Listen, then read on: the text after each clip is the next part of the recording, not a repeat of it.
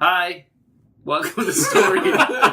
Wow. Sorry. You were like, stop laughing, having fun, and then you fucking blew it. Sorry, let me start over. Hi, welcome to Storied, a podcast where we take one medium. Wait. If you had the lines up, this would be fucking easy. I don't need the lines. Okay. Hi, welcome to Storied, Hi. podcast. No! I had it that time, you fuck. You fucking fuck. Okay, ready? Stop laughing. Okay, sorry. Shut your fucking mouth.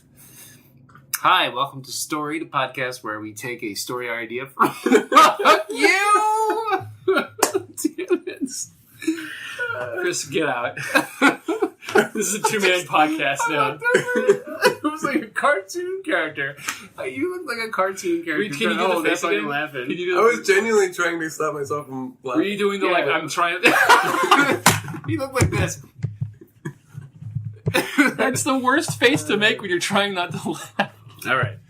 Enough. Being an asshole, Chris. It's getting late. You ready? All right.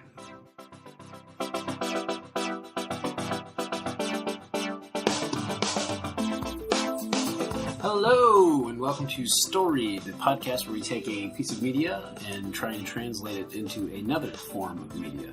So this week we're going to take Edgar Wright's new film, Baby Driver, and we're going to turn it into something. We don't really know what yet. We haven't really discussed it. We're going to do it on the show. But before we start, I'm Harrison Pink, and I'm Sean Ainsworth. And I'm Chris Rebbert. here we are. He's smiling. You can hear it in his voice. Yeah. So Edgar Wright's new movie, we just all watched it last night. It was pretty Together, rad. which was cool. Yeah, we all saw it together. We had to just stop ourselves from talking about it in the parking lot, so we'd actually have something to discuss on the show. Yeah, and it was cold. Yeah, that's true too. Easy Yeah. to leave because everybody was freezing cold. But yeah, no, it was good. I think we can kind of start there. We all liked it. I all thought it's sort of spoilery content coming up, I think, but I would say I loved it. Wow. strong words. Yeah, I don't think I've ever heard you say that about anything before. Definitely not about people.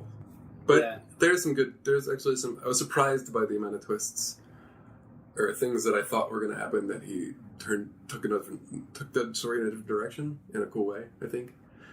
So it is worth not spoiling for yourself, I think. So stop listening immediately. Yeah. Go Skip watch forward to this time code.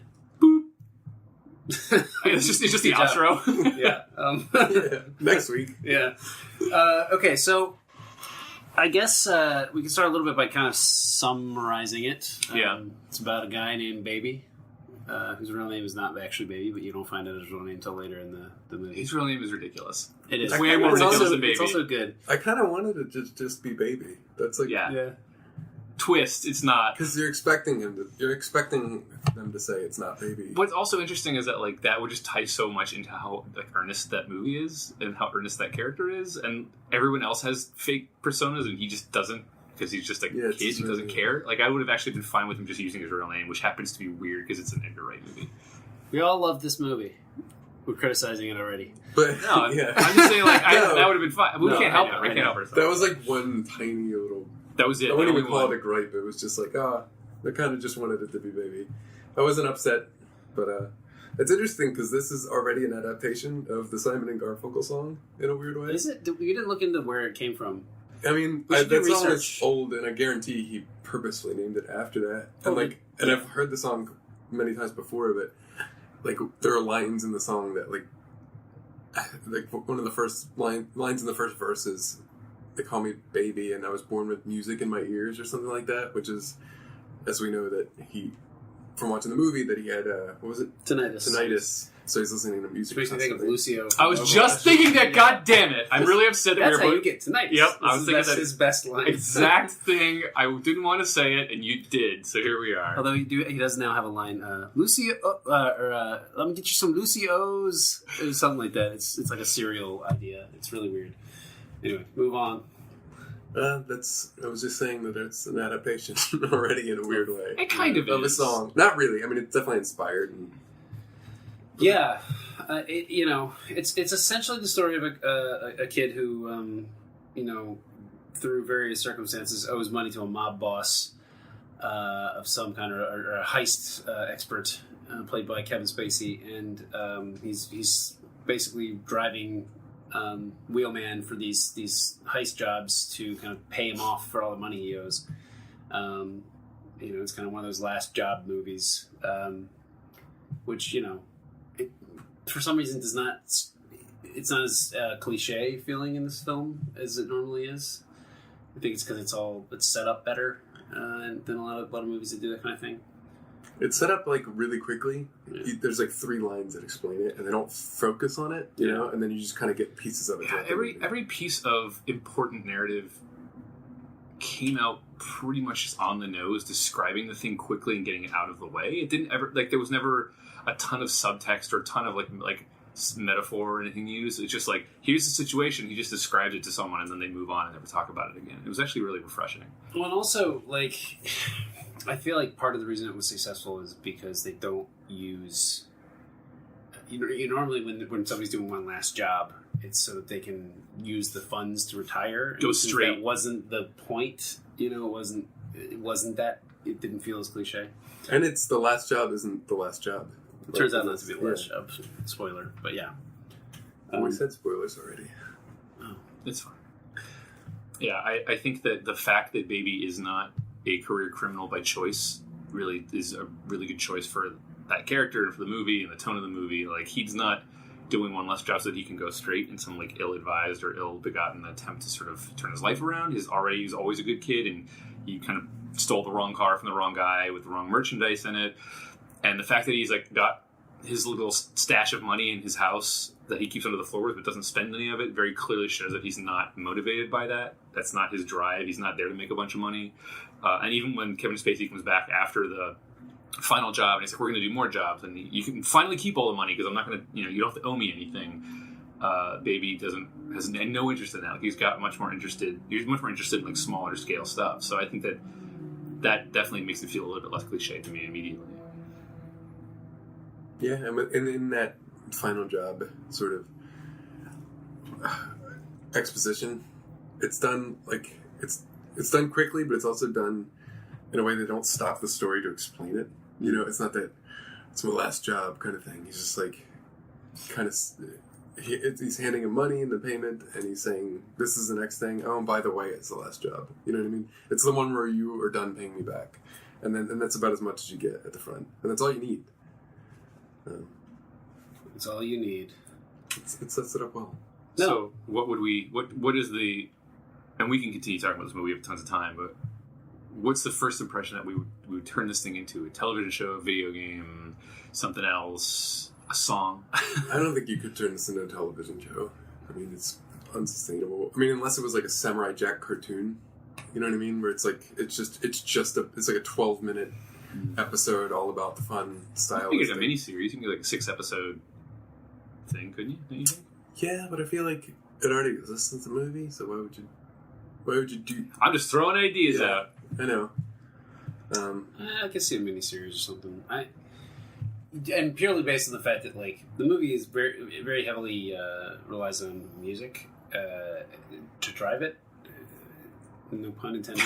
and it uses music in an interesting way that I haven't seen a movie do before. It was almost like I was trying to describe to my wife, and I go, she didn't go, and it was like a musical. That's how I described it in a lot of ways. In that, it uses music to kind of drive the story forward, the feeling of the story forward.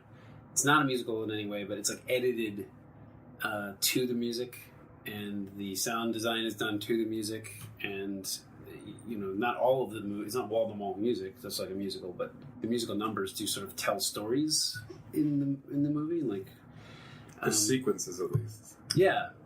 So a rhythm game. Perfect. Guitar it's like Hero, Guitar Hero, Baby Driver. Except you're just shooting a gun to the. Well, it's like Thumper. I haven't played Thumper yet, but I hear it's really cool. It's a new game that's a rhythm game, but it's not like a Guitar Hero game. It's very much like you have to do things to the beat of the music, but you're also kind of driving a little beetle forward and avoiding obstacles and stuff while you're doing it. So it's not purely. So it might be interesting to kind of talk about that, at least sections of the movie, because I think folding that idea in would be important to whatever we would do out of it. Just throw it out there. So, yeah. I think that a game that has sort of like music driving the action, sort of driving the pacing, would be really good.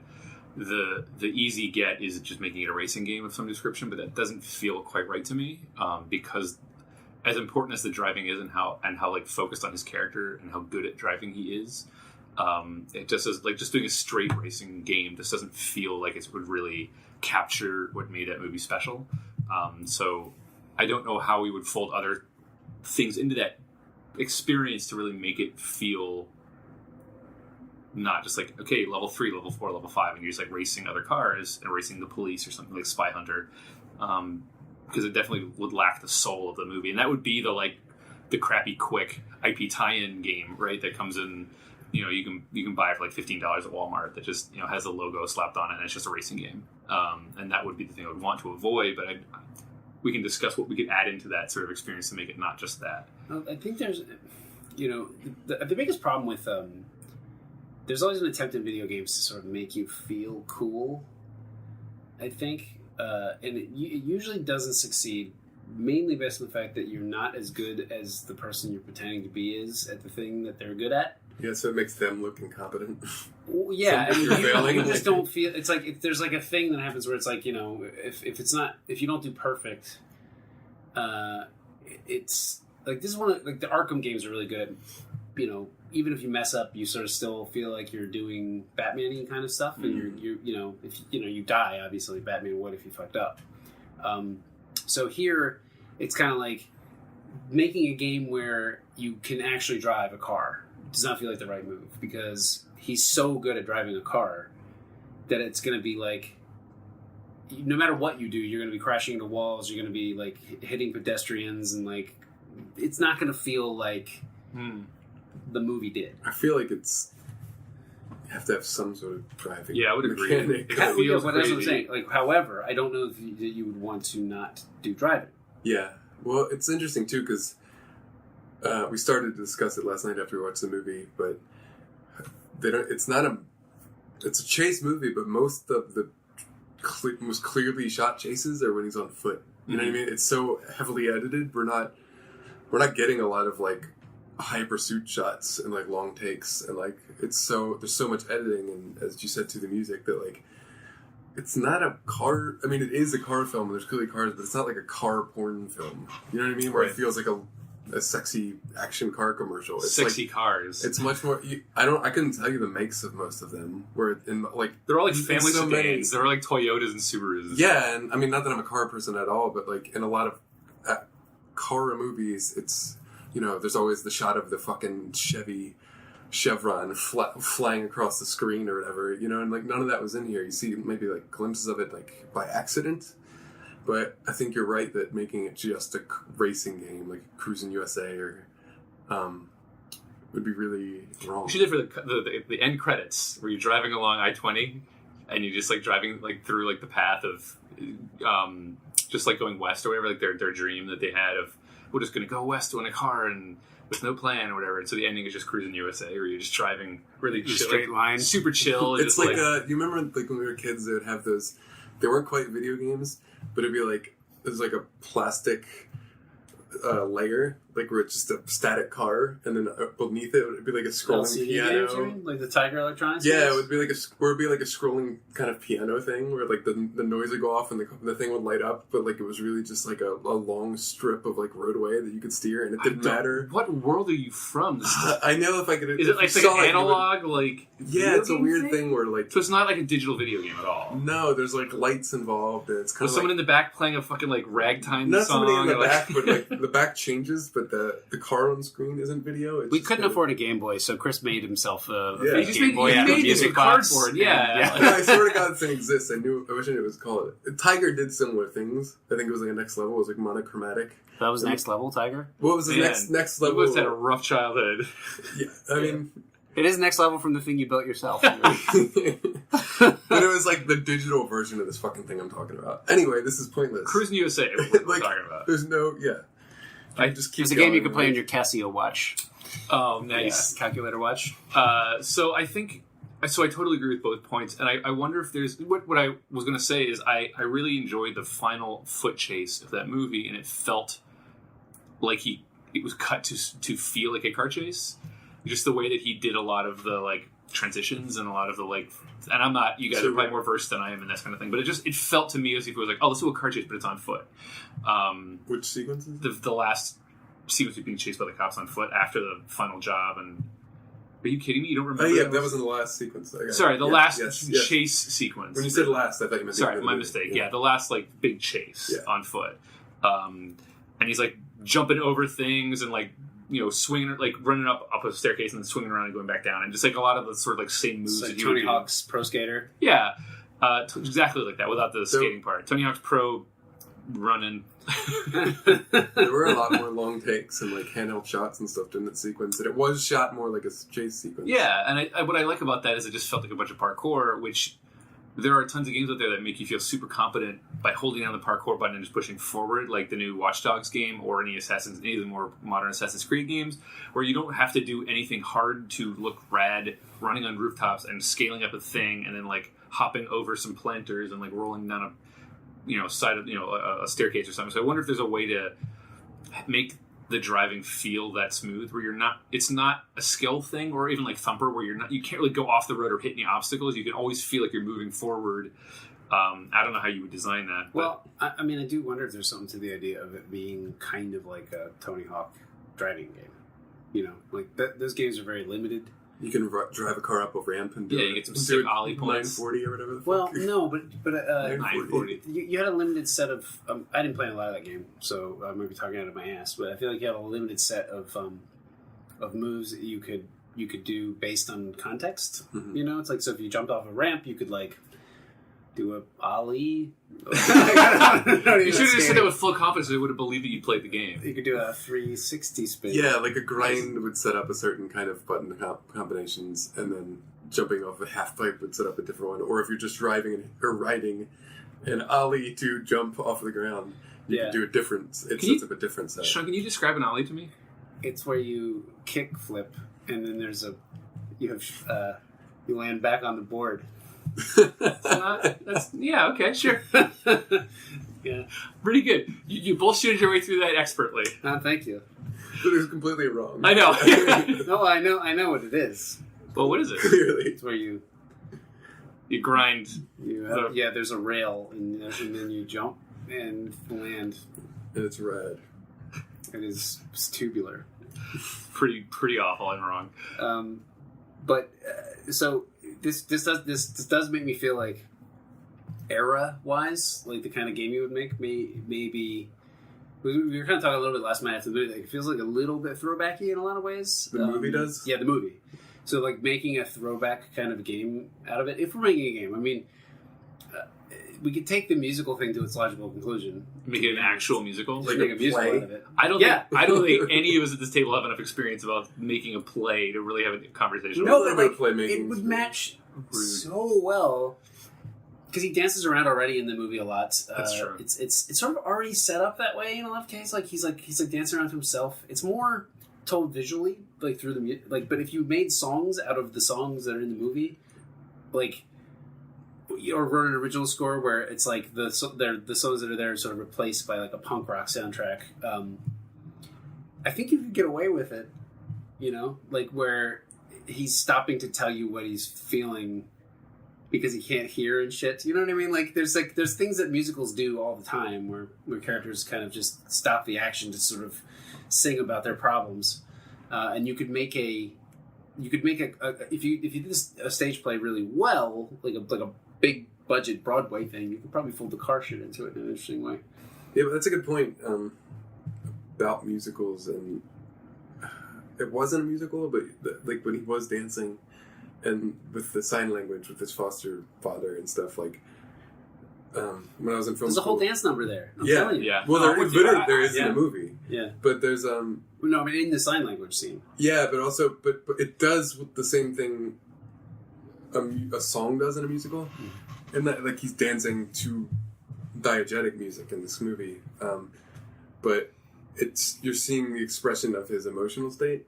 in a way other than him telling you, which is him dancing around after he meets the girl and stuff like that. That is what a musical number usually, or more traditionally does. So I think it's a good point. It is a good point. Thank you.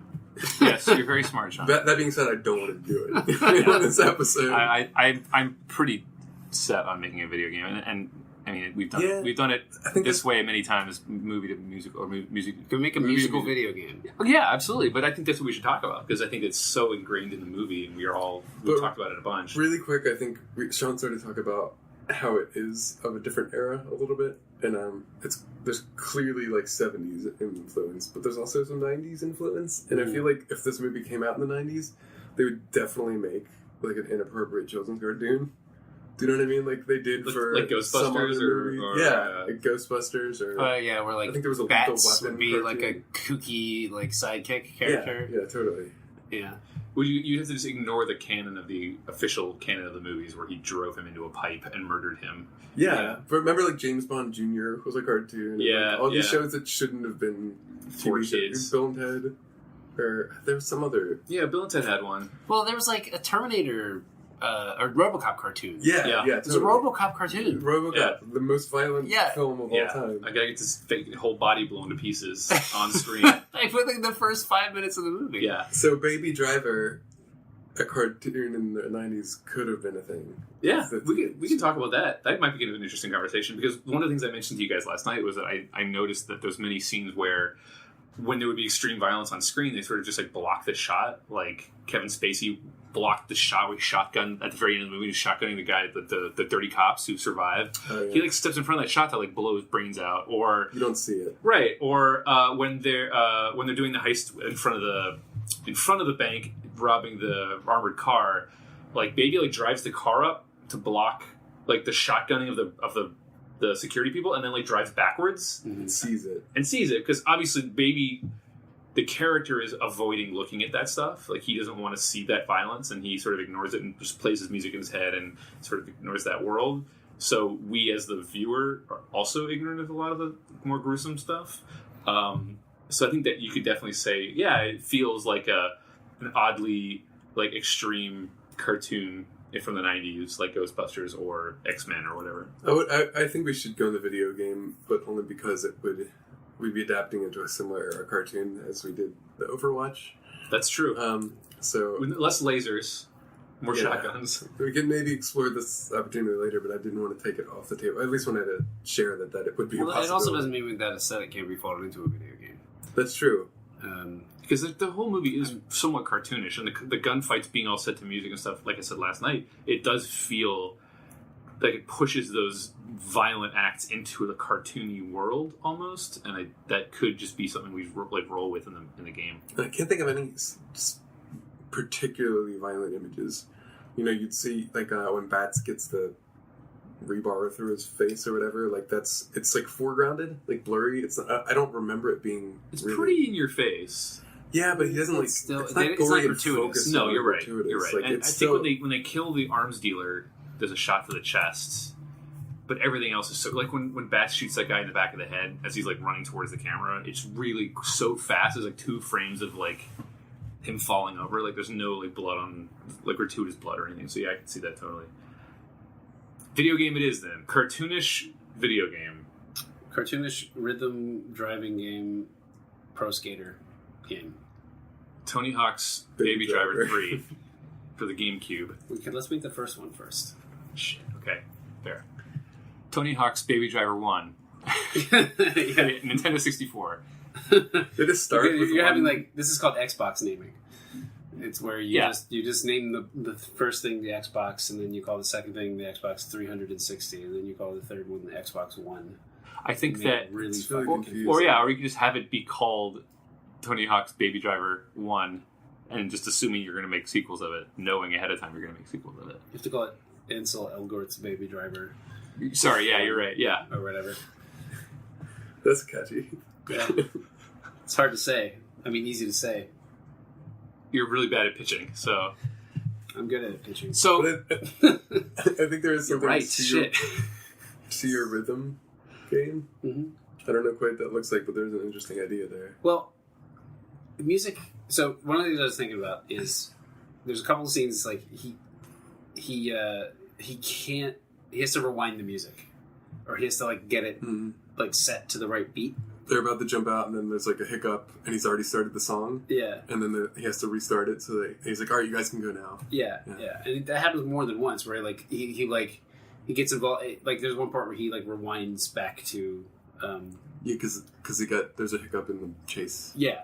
So folding that mechanically into the game, I thought might be interesting, where you almost sort of have to succeed to a certain level, or you rewind, or. If you're trying to build a rhythm game out of a driving game in some way, you know? I think that the fact that he had to change the channel on the old woman's car when he stole it before he could take it, and he's just sitting there, and the woman's like just staring at him, wondering what's happening, like having to find the right track. And like what could be cool is maybe the beat of it determines how fast you can go or something, because he kept skipping by all the really slow songs, and you need something like upbeat to drive to. So maybe you have to pick a song, and the song that you pick somehow determines maybe your top speed or the difficulty, but that also determines your top speed. Like you have to hit the rhythm button more like it's a more higher difficulty song, but the you can like increase your top speed that much higher or something. That could be kind of a cool way to tie that in. One thing that's always cool too is when things like music or sound or visuals that aren't UI like clue the player in on like what they're supposed to do. You know what I mean? I think there's definitely something to that depending on song choice. Like you build the design and the obstacles and the interactions to the rhythm, you know, and you can play it like so that there's fail states that aren't necessarily catastrophic or death.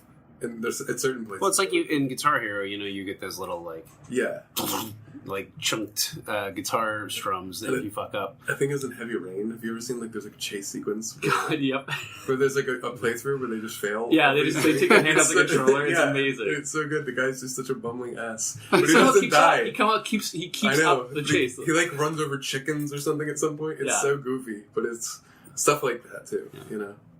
Yeah, no, that would be good. I think.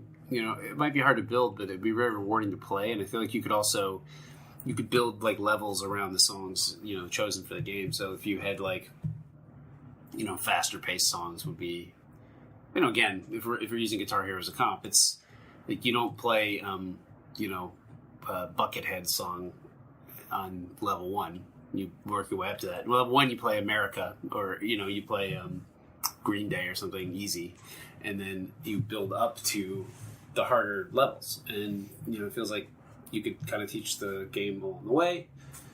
With you know, the Baby Driver would be a good song that'd be harder to play.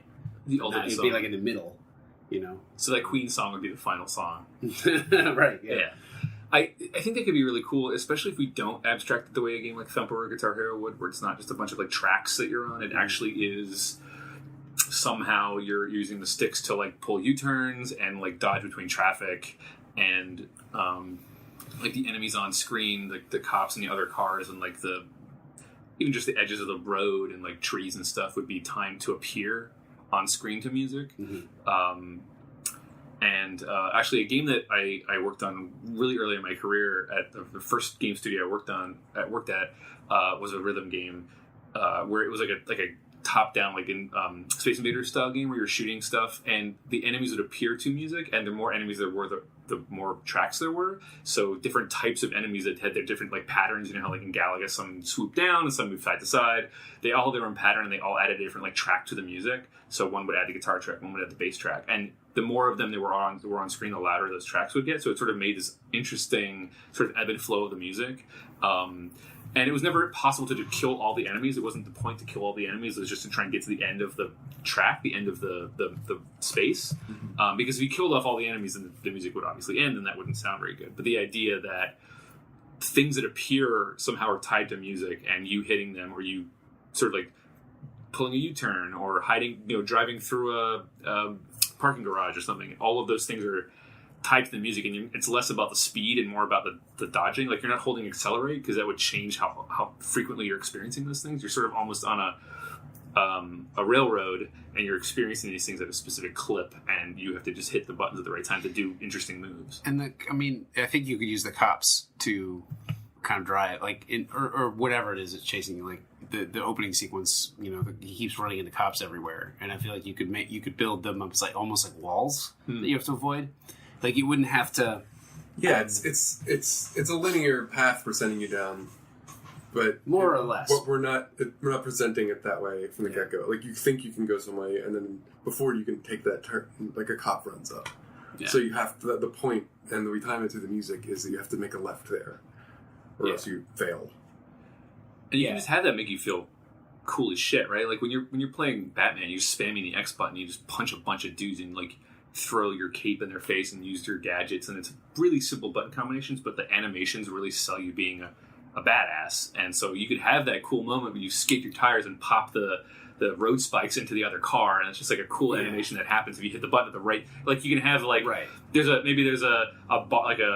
forgiveness amount where you hit the button a little too early or a little too late, and it still does something cool. But if you hit it right on time, you do something extra cool. You like get a cool animation of popping a tire. I could see pretty easily building in like a fail system where it's like there's if you could pop your tires if you didn't do that right, which doesn't mean you've lost yet. You could build in like 3 strikes or 5 strikes or however many strikes you want, to where it's almost like the audience speed or Guitar Hero again, where it's like if you dip below a certain level of coolness, you would fail the mission, get caught.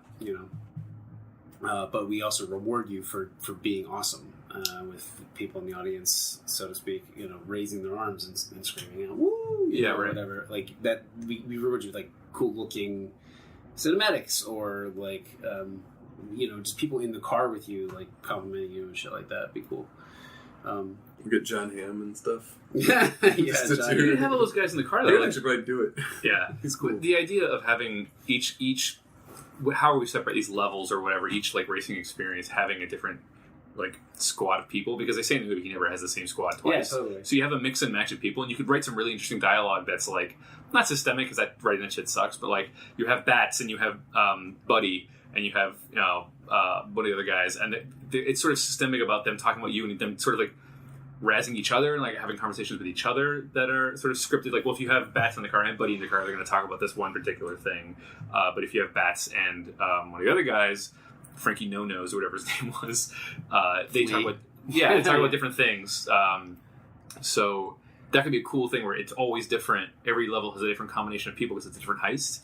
And then there's this really cool, fun back and forth about them reacting to what you're doing and then reacting with each other in the car. Maybe one of them sticking his head out the window and firing his gun at the cops.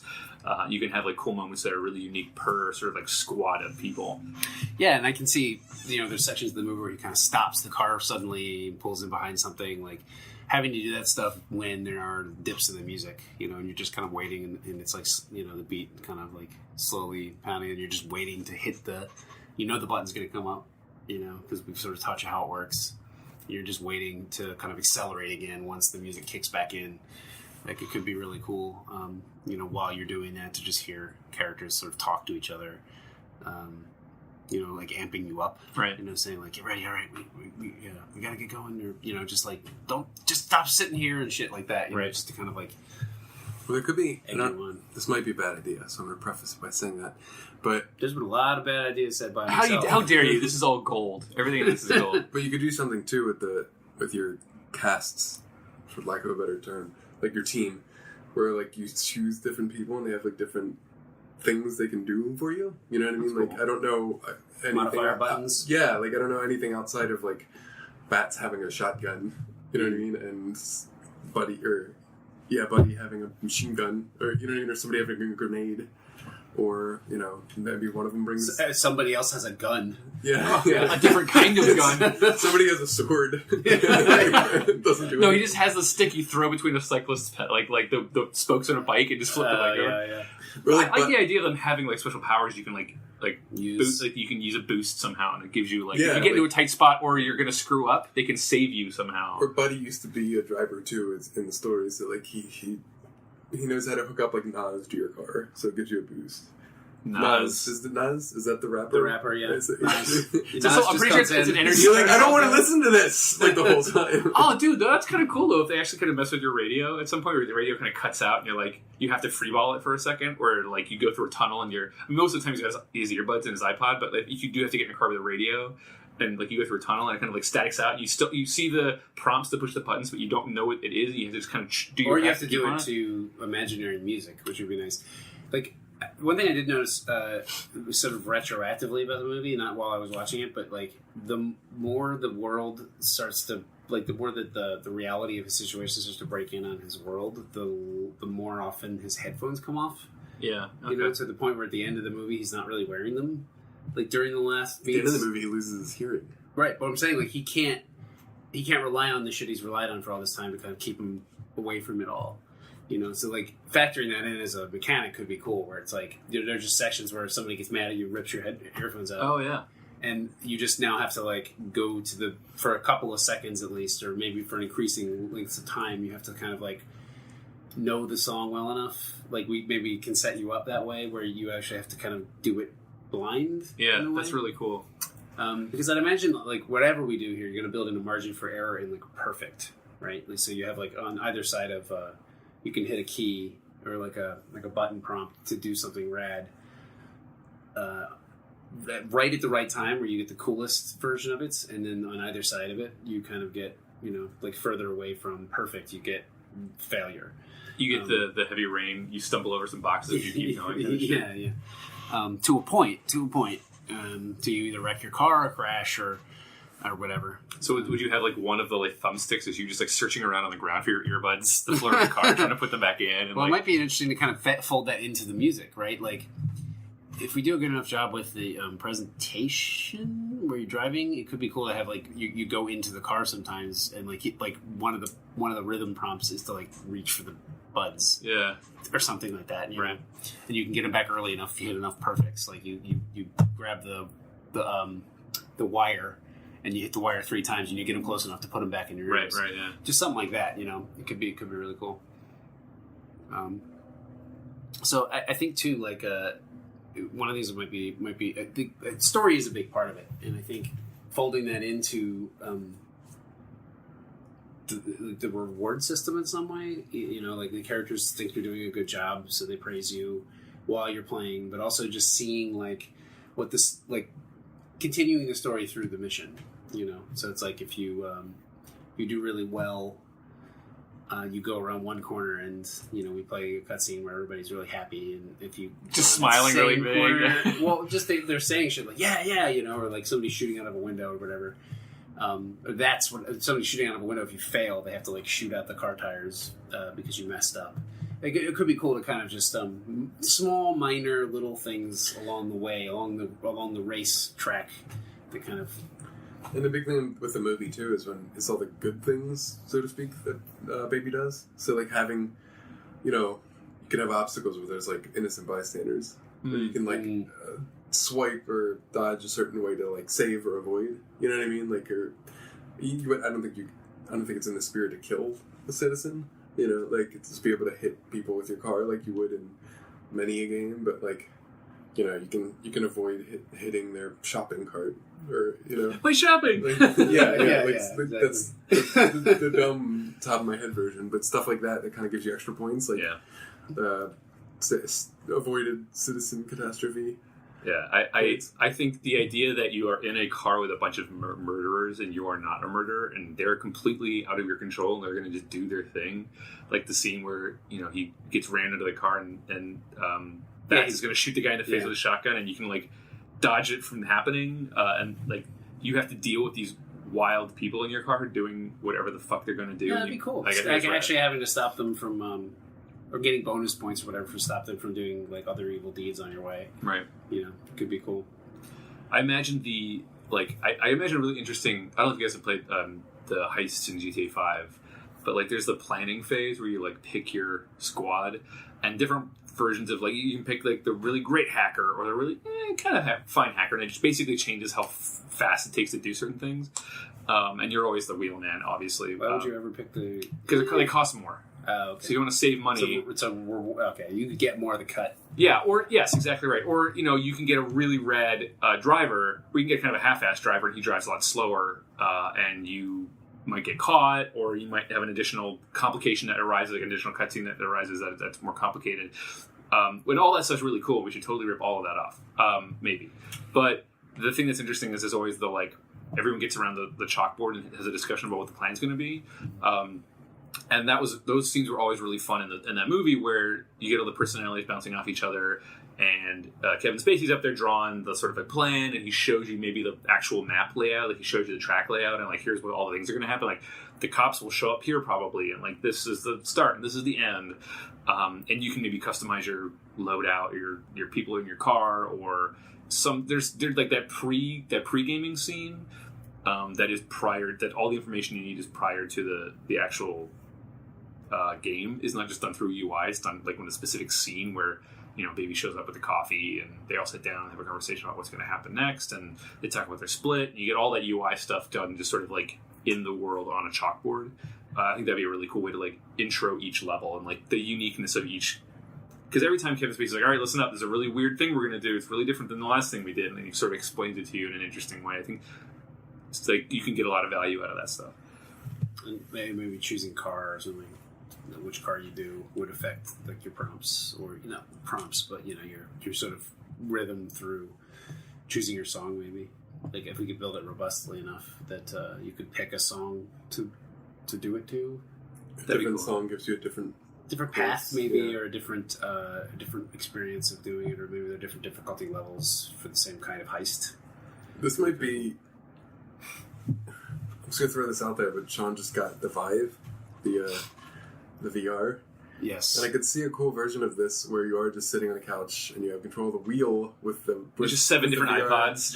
With the VR. Well, no, but you're just in the driver's seat, literally. And then you actually can look around and see... That's cool. Bats and Buddy and Darling or whoever is in the car with you. And then you're reacting like literally first person, and you're not, we don't have shit to put on your feet in VR. So the car moves in a certain direction regardless, and you're reacting with your hands, with the characters, with the iPads if they fall out, like with the gear shift, with the steering wheel for sure.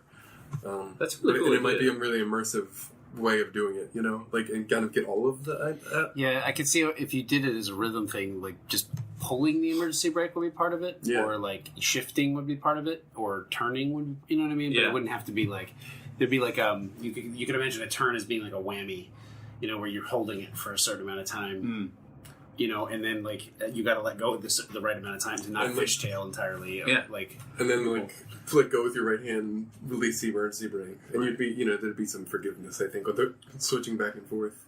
And that honestly comes back to what you said earlier, Sean, about making sure you really feel like the cool guy from the movie.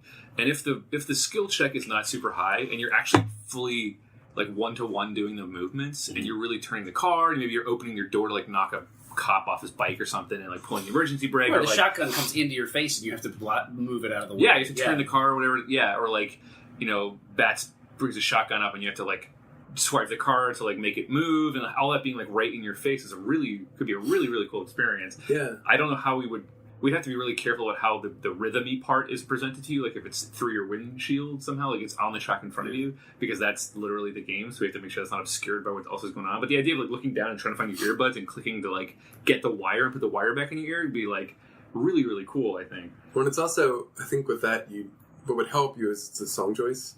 Is like, if you have a song that's got like a bit of a lull point, and you have to, like, you use those to check in, to offer more opportunity to look around, and then when the song ramps back up or the song changes or something, then you're like, it kind of clues you in the shit. I should look back at the road, and you kind of get a sense of that. Well, and and the other characters could yell at you. Yeah, and there's also periods of just of getting away and then getting seen again that you can do that kind of stuff in. But I could totally see, like, the way I was imagining it basically was like if you needed to knock the shotgun, like, there's a guy, he was shooting across your lap basically to kind of shoot at a guy. Like, one of the rhythm prompts could be actually just to like knock the shotgun out of the way so it didn't blow up the guy. You know what I mean? But it would be, the timing would be there, it'd need to be there. Right. Like that kind of thing would be cool. I could imagine it would come in at the right timing, and then you'd have a second to like hit it. Yeah, just like right in your field of view. Yeah. It would almost like be, you need to present things in a way where people like are looking around for prompts, and also like, oh, there's a cop coming to the left. Maybe you need some kind of UI or some kind of audio to kind of tell you look over that way. But it'd be cool. Especially if all the shotgun blasts and all the gun blasts are to the music, just like everything else. Like, just in the movie, all the shotguns and all the guns were to a song.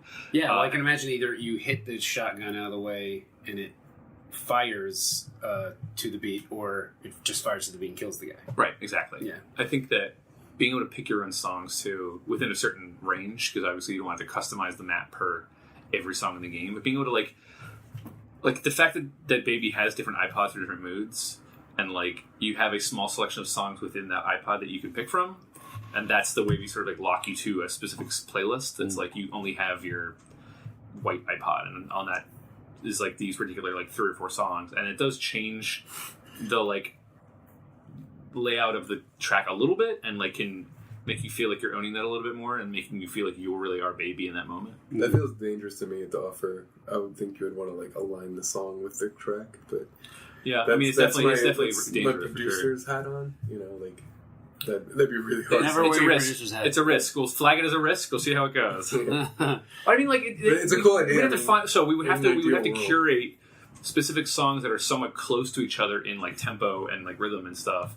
And then again, we don't know how we're designing. We're not sure how we're actually implementing this in the game, right? But, like, either a cop shows up on this beat or this beat. You know what I mean? Like, we can figure out a way. Like, people make files for DDR from real songs, and they just sort of, like, figure it out on their own. So we could come up with, like, on every beat, it's like an A, B, X, or Y, and on, you know what I mean? Like, and if it's an A beat, a cop's going to show up. On a B beat, like, you know, a person's going to walk in front of the car or whatever. The way I would look at it would be kind of a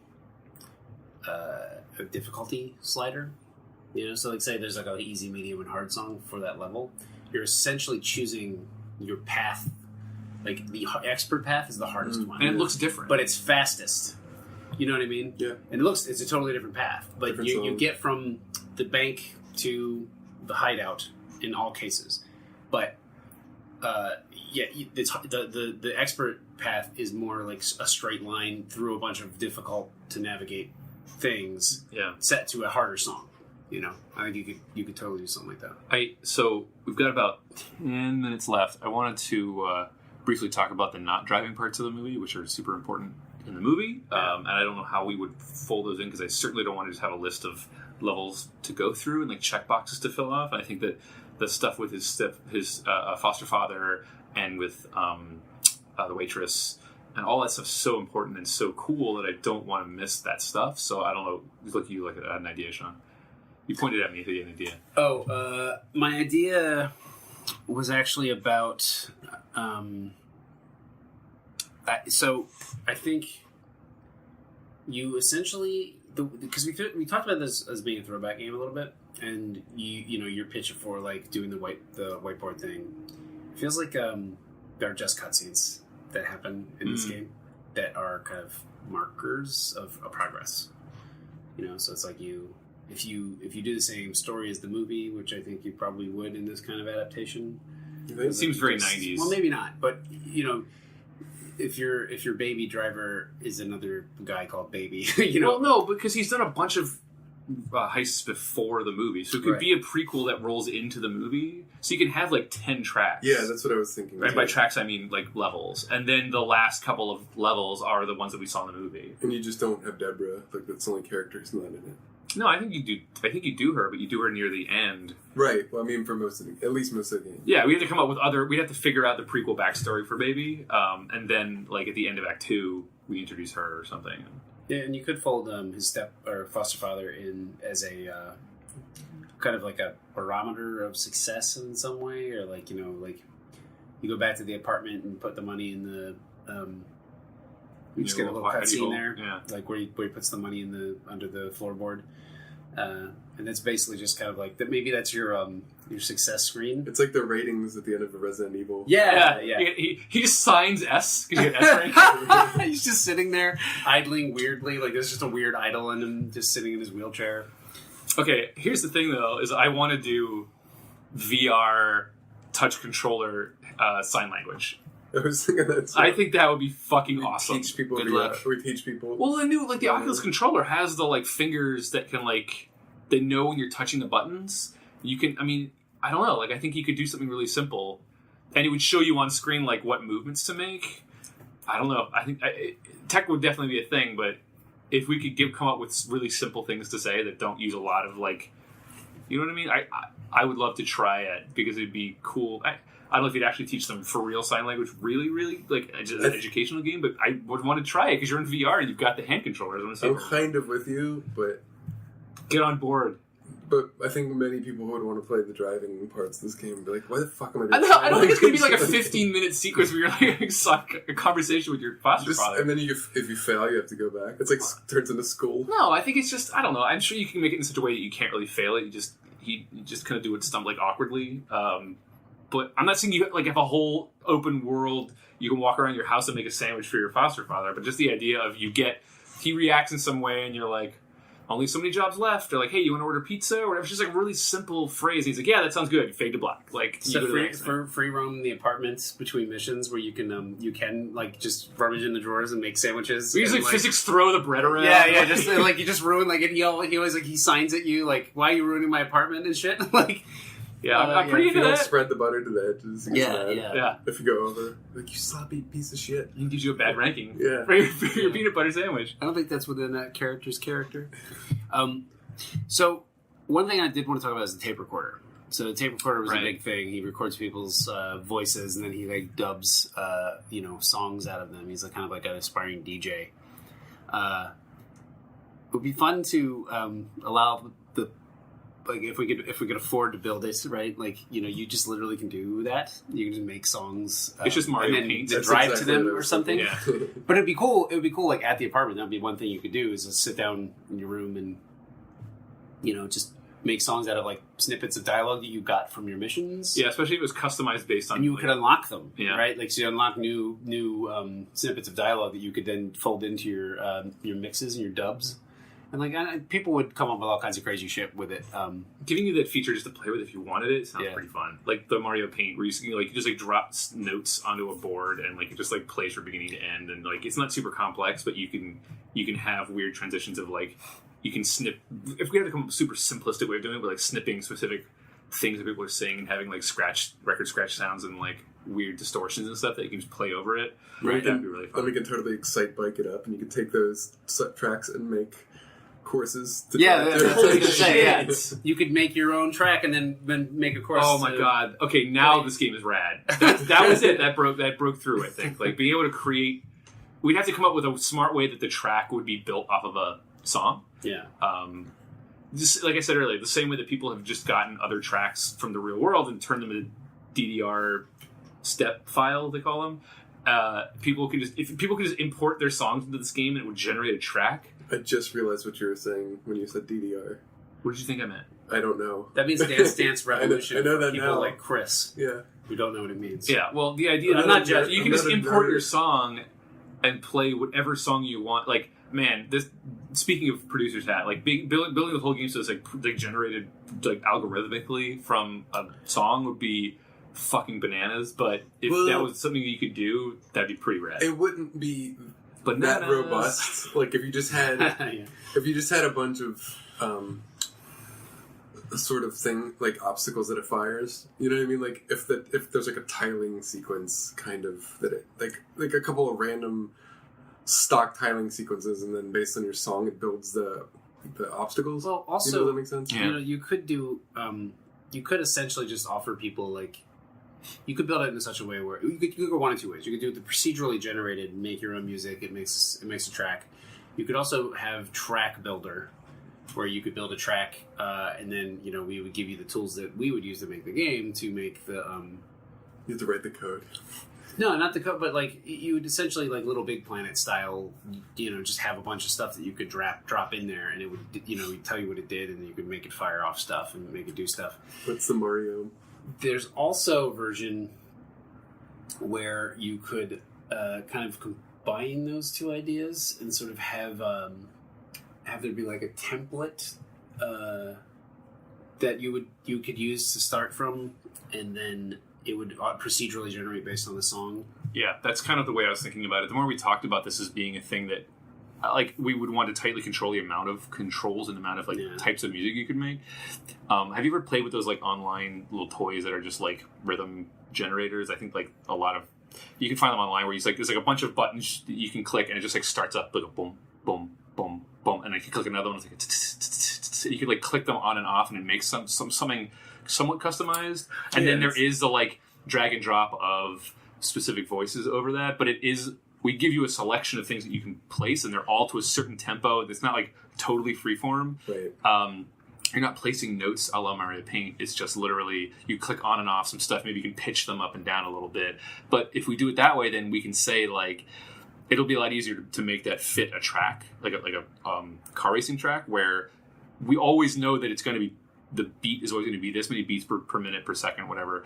And that would fit over these tracks. Like it's like that's valid for these 7 tracks or these you 3. Can maybe decide what time you want to make it in. Yeah, and it's a little bit more automated, where like it kind of generates it for you, and you can customize it to a certain degree, and then that would be a lot easier to sort of like map over a specific selection of tracks that you've already played. And I think in the presentation of this, you might want to do something where like the top half of the screen is like your score, so to speak, and then the bottom half it kind of like gives you a preview of the visual like of the track you're building with your song. That's cool. You know, like that way you can kind of see the visual representation. And I think this would be probably nowadays at least like an online community thing where you don't necessarily play your own tracks. You kind of like upload them. I mean, it'd be cool to import other people's things for sure. And because you would know, your song better. So like you have to complete it before you can upload it. Conceivably. Yeah, I mean, if you build a community out of it, that'd be cool. You definitely can play your own tracks, but I think it's more for sharing. But then what would happen is that you get a lot of really rad, like oh shit, like this music's actually genuinely really, really good from like people who know music really well. Then you just get those guys who are like, I don't know, I made Dragon Force. I made a Dragon Force song in here. It's like literally, it's like note for note, sort of like made my version of a really fast, really insane song. Like it's just a lot of copies of other music that already exist. Like Mario Maker, you have people who try to build genuine levels. You have people who try to build a level and can't. Yeah. And then you have people who, just build troll levels that are just next to impossible to finish. Right. I think you would still have that happening here. I like the Mario Maker thing that you have to beat your own level before you can upload it is cool. I think we would want to implement that kind of feature for sure. Yeah, that's funny.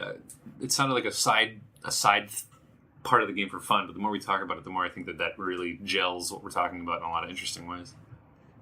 Also a VR game. Well, and also it does make you feel more like the character who does this. I mean, he doesn't drive to the songs he makes, but like he does, they are important to him. Right. And one thing I was thinking about on that same note would be kind of cool is at least on the VR set I used, there is a headphone aspect to it, so you could play with that in terms of like if you're fucking up, like the other characters in the car could like pull your earbuds out and like yell at you. You know what I mean? And like jump in your sound. And you could still sound.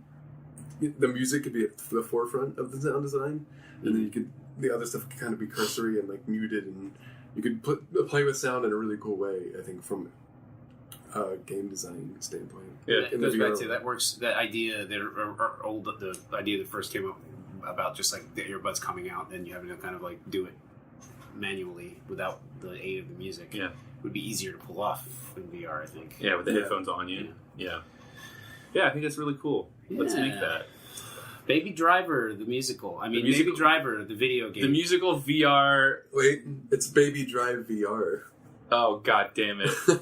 It's Baby Driver. With no E. We've enjoyed having you on the show all this time. Yeah, it's a shame you had to go out this way, but... yeah. No, Baby... What is it? Tony Hawk's Pro Baby Driver 3. No, 1. It's the first one. Tony Hawk's Pro Baby. Tony Hawk's Pro Baby? Yeah. Tony Hawk's Pro Baby. We're getting into an argument here. We don't want to start. Something about you saying Pro Baby Driver tickled me. Sorry. Let's end this now. Done. All right, well. Thanks for listening to our weird VR experiment that didn't start out as a VR experiment. It started out as a stage play. Started out as like a blocky 90s polygon game, I think. Yeah, I thought it was going to be for the 64, and now it's not. Yeah, I did picture kind of an Excite bike. Or like a over-the-head, like a GTA original. So hang on, now it's virtual reality, but everything's just pixelated like Minecraft, and it's really ugly, and you can't really tell what's going on. Yeah, it just looks like shit. Just making it look like shit. Incredibly ill. Chris Rebbert, 2017. Yeah. It's the license that sells it. Thanks for joining us on this crazy adventure. I enjoyed definitely not knowing how we were going to come into this one and sort of figuring it out. I think we got something kind of cool. Yeah, Baby Drive VR. Baby Drive It's like Tinder. There's just no E. Yeah. Well, the V and the R are really larger and a different font. They are larger. Yeah. Oh, God. That's so actually close to reality. It's scary. Well, they set the pattern down for us. We just got to follow it, Yeah, it's true. And this way we can still sell it if we don't get the rights. Oh, good point. Is BABI driver... BABI. 2 R's? Yeah. Yeah. Cool, well, join us next time. we're going to talk about some shit. I don't know. Good ending. Yeah, next episode we're going to be talking about the Cloverfield series. We're going to try and convert that into some form of AAA game. We don't know what it would be yet, but I think it's sort of another thing that really matches and sort of meshes well across the lines. Cloverfield has been a couple of different things so far, and it looks like it's going to be another thing. I think they announced another Cloverfield movie coming pretty soon. So we want to try and make that into something that is... sort of a big budget thing. Yeah, what does that look like as a video game? What would Cloverfield do with that video game? Yeah, it's going to be fun because it's kind of way less defined. Like the first movie is one thing; it's a monster movie, and then the second one is just this weird sort of like post-apocalyptic shelter thriller. So like, and there's no characters that they carry through both.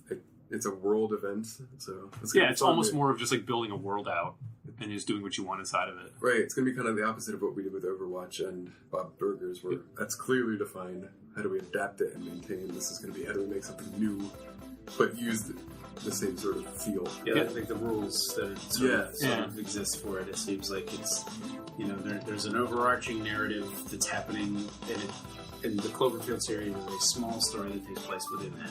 So I think we're going to try and figure out what that looks like as a game. It's a much blanker canvas, so we have more chance to make something. And more chances for awkward silence. Yeah, and just 3 blanks idiots talking. All right, cool. Storied is Harrison Pink, Sean Ainsworth, and Chris Rebbert, with music, as always, by Jared Emerson Johnson. If you have any feedback, you can follow us on Twitter at storiedcast, or you can email us any feedback or any ideas for future shows at storiedcast@gmail.com. Thanks for listening.